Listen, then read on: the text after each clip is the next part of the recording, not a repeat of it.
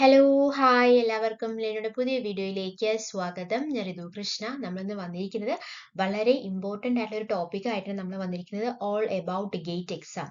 Gate exam അറിയാലോ, graduate aptitude test in engineering അല്ലേ. അപ്പോൾ ഗേറ്റ് എക്സാമിനെ കുറിച്ച് A to Z കാര്യങ്ങൾ നമ്മൾ ഇന്നിവിടെ പറയാനായിട്ട് പോവുകയാണ് കേട്ടോ. അപ്പോൾ എന്തൊക്കെ കാര്യങ്ങളാണ് നമ്മൾ ഡിസ്കസ് ചെയ്ത് നോക്കാം. ആദ്യം ഇമ്പോർട്ടൻ്റ് ആയിട്ടുള്ള ഡേറ്റുകൾ ഏതൊക്കെയാണ്, റിക്രൂട്ട്മെന്റ് പ്രോസസ്സ് എങ്ങനെയാണ്, ഫിനാൻഷ്യൽ അസിസ്റ്റന്റ് എങ്ങനെയാണ്, എലിജിബിലിറ്റി, ഫിനാൻഷ്യൽ അസിസ്റ്റന്റിന് സാമ്പത്തിക സഹായം, ഓക്കെ, എലിജിബിലിറ്റി അതായത് പ്രവേശന യോഗ്യത എങ്ങനെയാണ്, എക്സാം പാറ്റേൺ എത്ര മണിക്കൂറാണ്, എന്തൊക്കെയാണ്, വെയിറ്റേജ് ഒക്കെ വരുന്നത് എങ്ങനെയാണ്, എക്സാം സെന്റേഴ്സ് എവിടെയാണെന്നുള്ള കാര്യങ്ങൾ 1 by 1 ആയിട്ട് A to Z കാര്യങ്ങൾ നമ്മൾ ഇന്ന് ഡിസ്കസ് ചെയ്യാനായിട്ട് പോകുവാണ് കേട്ടോ. സോ ആദ്യം നമുക്ക് നോക്കാം ഗേറ്റ് എക്സാം 2026. അപ്പോൾ എന്തൊക്കെ കാര്യങ്ങളാണ്. Applications can be submitted till September 28. അതായത് കേന്ദ്ര വിദ്യാഭ്യാസ മന്ത്രാലയത്തിന്റെയോ മറ്റു സർക്കാർ ഏജൻസികളുടെയോ ധനസഹായം ലഭിച്ചേക്കാവുന്ന കോഴ്സുകളിലേക്കുള്ള ദേശീയ പരീക്ഷയാണ് ഗേറ്റ്. അതറിയാലോ നിങ്ങൾക്ക്. ഗേറ്റ് എന്ന് പറയുമ്പോൾ graduate aptitude test in engineering അല്ലെ. അതിന് നിങ്ങൾക്ക് September 28 വരെ അപേക്ഷിക്കാവുന്നതാണ്. ഏതൊക്കെയാണ്? Masters in engineering, technology, science, architecture and direct doctoral programmes, അതുപോലെ തന്നെ masters and doctoral programmes in engineering, technology, science, architecture and humanities. പിന്നെ ഏതാണ്? PhD programmes in some colleges that do not receive financial assistance from the ministry of education. അതായത് ആദ്യത്തെ engineering, technology, science, architecture വിഷയങ്ങളിലെ masters, direct doctoral പ്രോഗ്രാമുകളിലെയും engineering, technology, science, architecture, humanities വിഷയങ്ങളിലെ masters, doctoral പ്രോഗ്രാമുകളിലെയും വിദ്യാഭ്യാസ മന്ത്രാലയത്തിന്റെ സാമ്പത്തിക സഹായമില്ലാത്ത ചില കോളേജുകളിലെ PG പ്രോഗ്രാമുകളെയും പ്രവേശനാർഹത നിർണ്ണയിക്കുന്ന ദേശീയ പരീക്ഷയാണ് ഇത് ഗേറ്റ് എക്സാം എന്ന് പറയുന്നത്, അഥവാ graduate aptitude test in engineering അല്ലെ. ഗേറ്റ് ഒരു പ്രവേശന പരീക്ഷയാണോ? ഒരു എൻട്രൻസ് എക്സാം ആണോ? ഗേറ്റ് എന്ന് പറയുന്നത് അല്ല. ഗേറ്റ് എന്ന് പറയുന്നത് ഒരു പ്രവേശന പരീക്ഷയല്ല. ജസ്റ്റ് ഒരു യോഗ്യത നിർണ്ണയിക്കുക മാത്രമാണ് ഗേറ്റ് എക്സാമിന്റെ ഒരു ഡ്യൂട്ടി എന്ന് പറയുന്നത് കേട്ടോ. പ്രവേശനത്തിനും ജോലിക്കും സ്കോളർഷിപ്പിനും താല്പര്യമുള്ളവർക്ക് ബന്ധപ്പെട്ട സ്ഥാപനങ്ങളിൽ യഥാസമയം അപേക്ഷിക്കാവുന്നതാണ്. എഞ്ചിനീയറിംഗ്, ടെക്നോളജി, ആർക്കിടെക്ചർ വിഷയങ്ങൾ അണ്ടർ ഗ്രാജുവേറ്റ് തലത്തിലെയും മറ്റു വിഷയങ്ങളിൽ അണ്ടർ ഗ്രാജുവേറ്റ്, പോസ്റ്റ് ഗ്രാജുവേറ്റ് തലങ്ങളിലെയും പ്രാവീണ്യത്തെയാണ് ഇത് ഗേറ്റിൽ വിലയിരുത്തുന്നത്. So GATE is not an entrance exam, just an eligibility test. Okay, so എന്തൊക്കെ കാര്യങ്ങളാണ് പറഞ്ഞത്? September 28 വരെ നിങ്ങൾക്ക് അപ്ലൈ ചെയ്യാവുന്നതാണ്.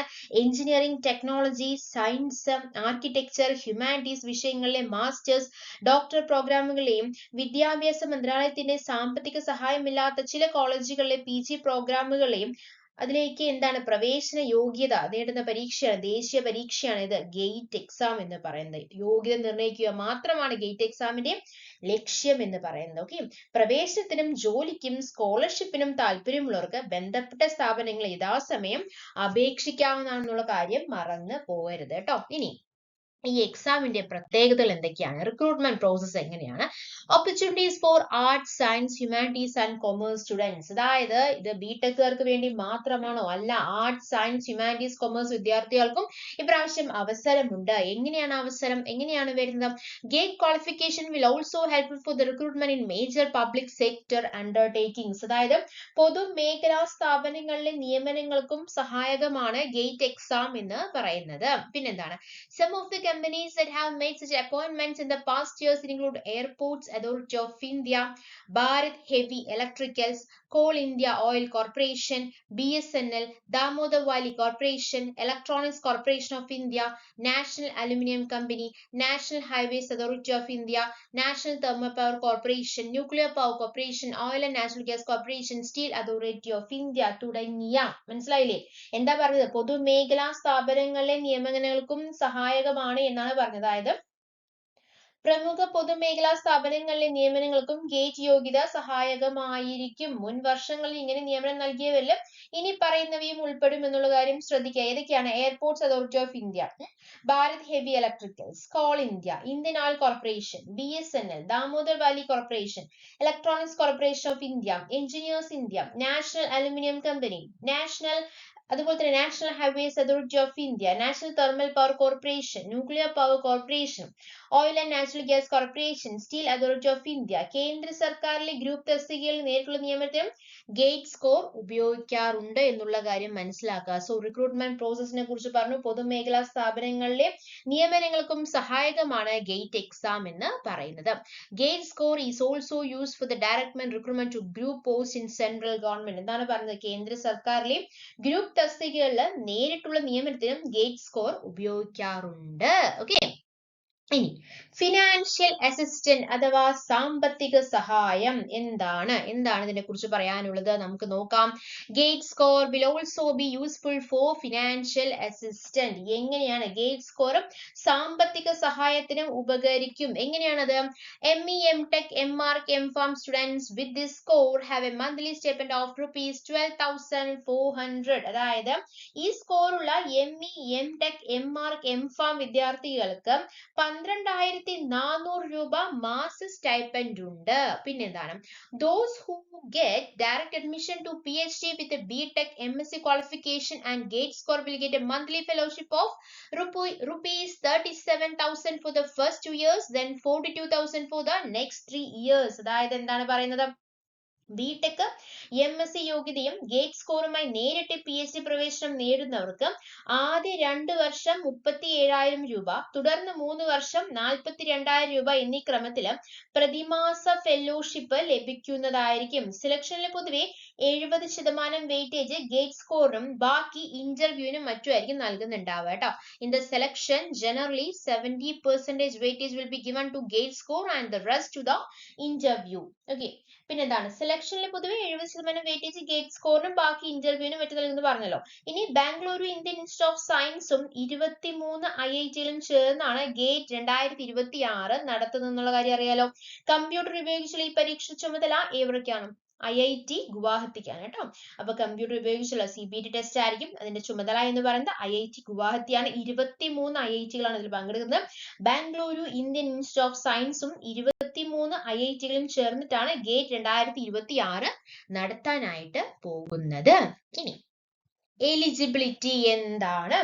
എലിജിബിലിറ്റി എന്ന് പറഞ്ഞു കഴിഞ്ഞാൽ പ്രവേശന യോഗ്യത എന്താണ് എന്ന് നോക്കാം. Engineering, technology, architecture, agriculture, horticulture, forestry, pharmacy, arts, science, commerce and humanities who have completed the degree can apply to GATE exam.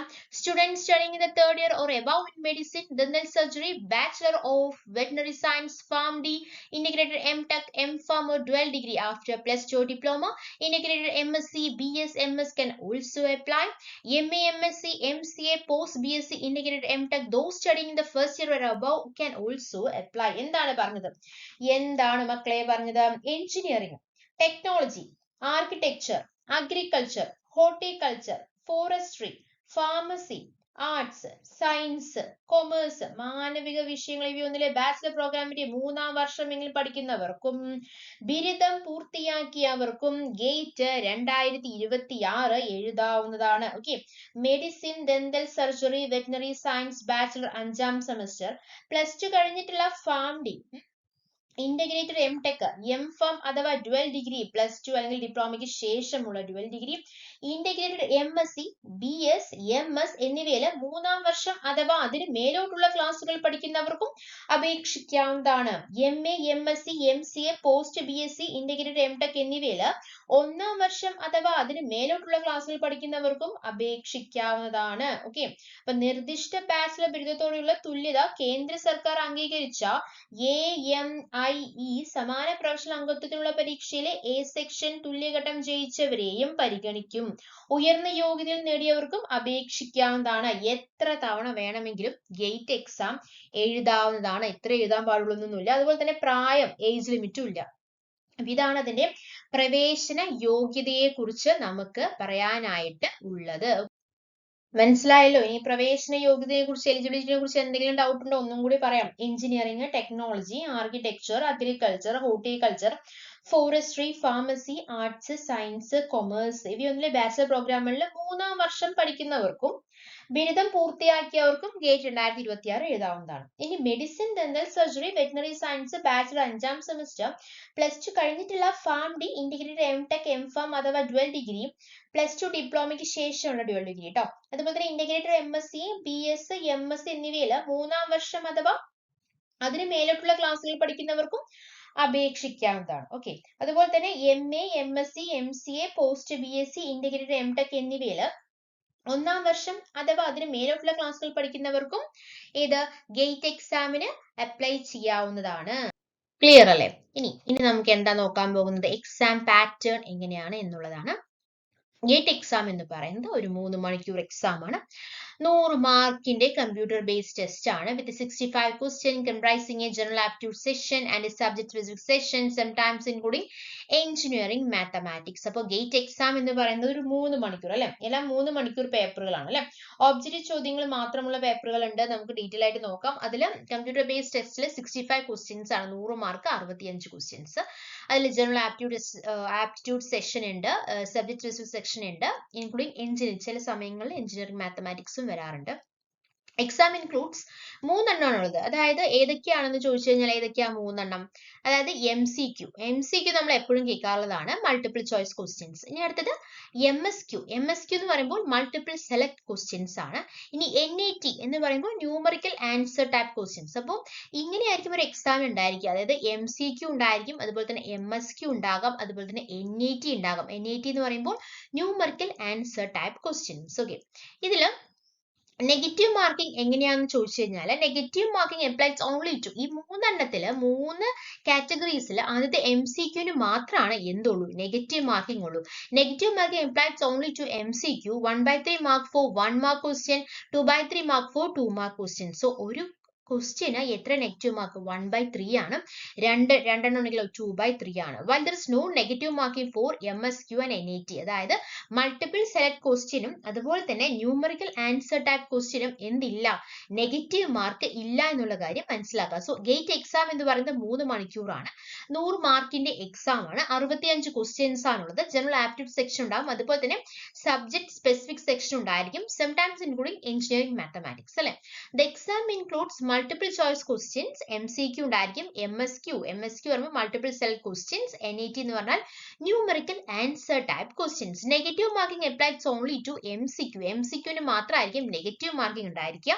ആ നെഗറ്റീവ് മാർക്കിംഗ് എന്ന് പറയുന്നത് 1/3 mark for 1 mark question, 2/3 mark for 2 mark questions. 1 മാർക്കാണെങ്കിൽ 1/3 ആയിരിക്കും അവിടെ negative ഉണ്ടായിരിക്കുക, 2 മാർക്കാണെങ്കിൽ 2/3 ഉണ്ടായിരിക്കും. There is no negative marking for MSQ and NATS. അടുത്തത് exam structure ഒന്നും കൂടി പറയാണ്. ഡ്യൂറേഷൻ 3 മണിക്കൂറാണ് അല്ലെ, ഡ്യൂറേഷൻ 3 മണിക്കൂറാണ്. ടോട്ടൽ മാർക്ക് 100 മാർക്കാണ്.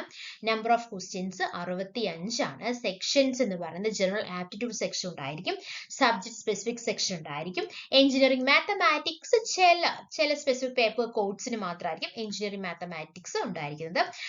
ജനറൽ ആപ്റ്റിറ്റ്യൂഡ് എന്ന് പറയുമ്പോൾ ഈ ഒരു ആപ്റ്റിറ്റ്യൂഡ് GA എന്ന് പറയുന്നത് is mandatory for all candidates. എല്ലാ കാൻഡിഡേറ്റ്സിനും ഈ ഒരു കാറ്റഗറി ഒരു സെക്ഷൻ ഉണ്ടായിരിക്കുന്നതായിരിക്കും. സബ്ജക്ട് സ്പെസിഫിക് അറിയാലോ, you will answer questions from your choose engineering or science subject. ഏതാണോ നമ്മൾ ചൂസ് ചെയ്തിട്ടുള്ള സബ്ജക്ട് അതിന്റെ ബേസിസ് ഒരു ക്വസ്റ്റ്യൻസ് ഉണ്ടായിരിക്കും. എഞ്ചിനീയറിംഗ് മാത്തമാറ്റിക്സ് ചില പേപ്പേഴ്സിലായിരിക്കും ഉണ്ടായിരിക്കുന്നത്. For specific paper codes there is a dedicated section for engineering mathematics. അപ്പോൾ MSQ, MCQ, NAT എന്ന് പറഞ്ഞ പോലെ തന്നെ സെക്ഷൻസ് തിരിച്ചിട്ട് നമ്മളോട് പറഞ്ഞിട്ടുണ്ട്. General aptitude section, subject specific section, engineering mathematics for some papers. Duration is 3 hours. Total marks is 100 marks. Number of questions എന്ന് പറയുന്നത് 65. ഓക്കെ, ഇനി ക്വസ്റ്റ്യൻ ടൈപ്പ് നമ്മൾ പറഞ്ഞ പോലെ തന്നെ MCQ ക്വസ്റ്റ്യൻ ടൈപ്പ് ആണ്. സെക്ഷൻസ് ഏതൊക്കെയാന്ന് പറഞ്ഞു. ഇനി ക്വസ്റ്റ്യൻ ടൈപ്പ് MCQ 4 ഓപ്ഷൻസ് ആയിരിക്കും ഉണ്ടായിരിക്കുക. അതിൽ വിത്ത് ഓൺലി 1 കറക്റ്റ് ആൻസർ. അറിയാലോ MCQ എങ്ങനെയായിരിക്കും, കറക്റ്റ് ആൻസർ ആയിട്ട് ഉണ്ടാവുക. എന്നാൽ MSQ എങ്ങനെയാണ്? Can have one or more correct options ഉണ്ടാവാനുള്ള ചാൻസ് ഉണ്ട് MSQ അല്ലെ. ഇനി NET require you to enter numerical value as the answer. അപ്പൊ കറക്റ്റ് ഒരു ന്യൂമറിക്കൽ വാല്യൂ ആണ് എൻ്റർ ചെയ്യേണ്ടത്. MCQ നമ്മൾ എപ്പോഴും ചെയ്യാറുള്ള ഒരു കാര്യം തന്നെയാണ്. MSQ ആണ് നമ്മൾ ഒന്ന് ശ്രദ്ധിക്കേണ്ടത് കാര്യം, അതിൽ ഒന്നോ അതിലധികമോ കറക്റ്റ് ഓപ്ഷൻസ് ഉണ്ടാകും അല്ലെ. ഇനി NET എന്ന് പറഞ്ഞാൽ require you to enter numerical value as the answer ആയിട്ട് ഒരു ന്യൂമറിക്കൽ വാല്യൂ ആണ് എൻ്റർ ചെയ്യേണ്ടത്. ഇനി അതിന്റെ സ്കീം എങ്ങനെയാണ്? 1 മാർക്ക് MCQ എന്ന് പറയുന്നത് 1/3 is deducted for wrong answer. ഒരു മാർക്കിന് 1/3 ആയിരിക്കും ഡിഡക്ട് ചെയ്യാൻ നമ്മൾ പറഞ്ഞു. ഇനി 2 മാർക്കിന്റെ ആണെങ്കിൽ 2/3 mark is deducted for wrong answer. ഇനി MSQs and NATs there is no negative marking for these question types. സമാധാനം അല്ലെ. MSQക്കും NATക്കും എന്തില്ല? നെഗറ്റീവ് മാർക്ക് ഇല്ല. നെഗറ്റീവ് മാർക്കും കൂടി ഉണ്ടെങ്കിൽ പിന്നെ തീരുമാനമാവായിരുന്നു അല്ലെ. അടുത്തത് എക്സാം സെന്റേഴ്സ് ആണ്. എക്സാം സെന്റേഴ്സ് ISG ബാംഗ്ലൂർ സോണിലാണെങ്കിൽ പത്തനംതിട്ട, അങ്കമാലി, തൃശ്ശൂർ, പാലക്കാട്, മലപ്പുറം, വടകര, കോഴിക്കോട്, കണ്ണൂർ, വയനാട്, പയ്യന്നൂർ, കാസർഗോഡ് എന്നിവിടെയാണ് എന്താ എക്സാം സെന്റേഴ്സ് ഉള്ളത്. ഓക്കെ, എക്സാം സെന്റേഴ്സ് ഉള്ളത്.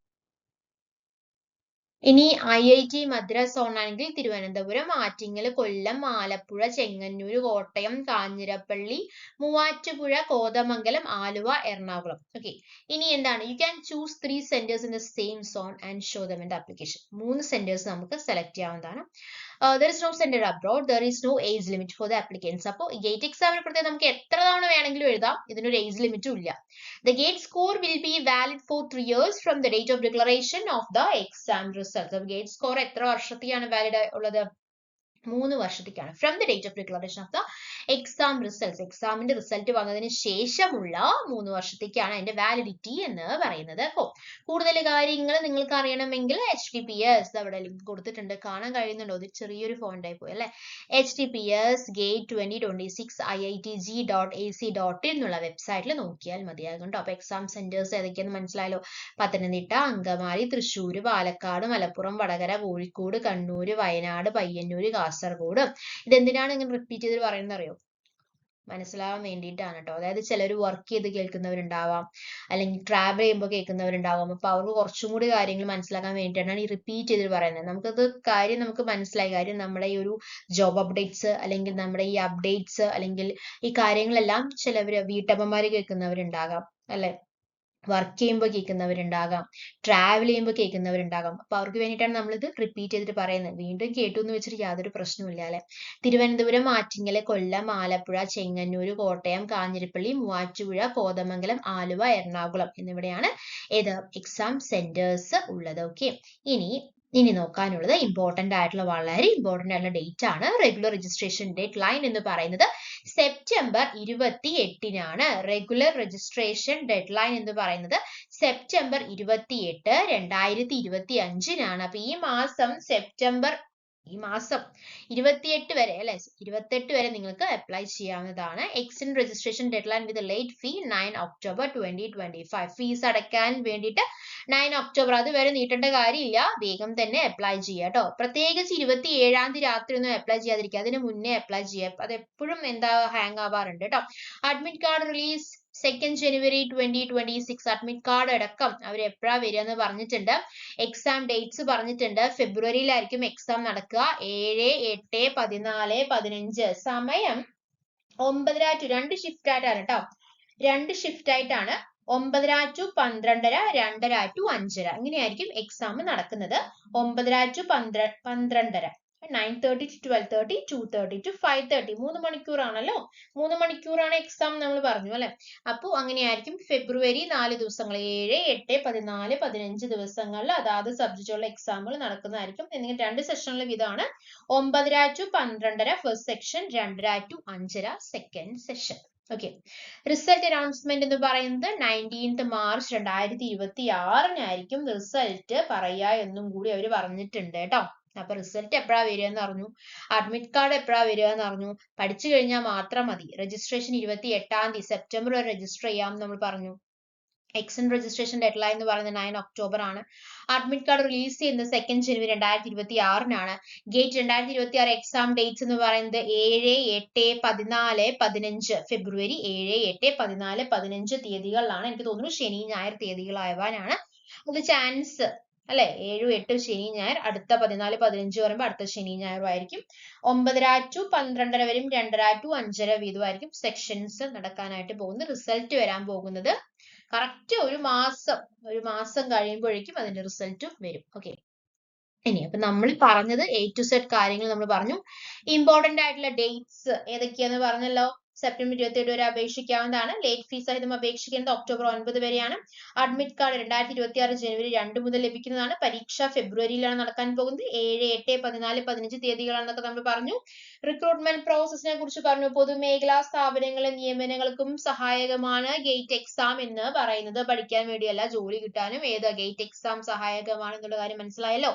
ഫിനാൻഷ്യൽ അസിസ്റ്റന്റിനെ കുറിച്ച് പറഞ്ഞു. എലിജിബിലിറ്റിനെ കുറിച്ച് വളരെ ഡീറ്റെയിൽ ആയിട്ട് പറഞ്ഞു. എക്സാം പാറ്റേണിനെ കുറിച്ച് വളരെ വളരെ വളരെ ഡീറ്റെയിൽ ആയിട്ട് പറഞ്ഞു. എക്സാം സെന്റേഴ്സിനെ കുറിച്ച് പറഞ്ഞു. എല്ലാ കാര്യങ്ങളും നമ്മൾ പറഞ്ഞു. എടുത്ത കാര്യങ്ങളെല്ലാം നിങ്ങൾക്ക് വളരെ വൃത്തിയായിട്ട് മനസ്സിലായി അല്ലെങ്കിൽ ഉപകാരപ്പെട്ടു എന്ന് പ്രതീക്ഷിക്കുന്നു. അങ്ങനെ ഉപകാരപ്പെട്ടിട്ടുണ്ടെങ്കിൽ എന്താണ് ചെയ്യേണ്ടത്? ഇതുപോലത്തെ അപ്ഡേറ്റ്സ് വളരെ ഡീറ്റെയിൽ ആയിട്ട് നിങ്ങൾക്ക് വേണമെങ്കിൽ നമ്മുടെ ചാനൽ നിങ്ങൾ സബ്സ്ക്രൈബ് ചെയ്യൂ, സപ്പോർട്ട് ചെയ്യൂ. Thanks for your time. By.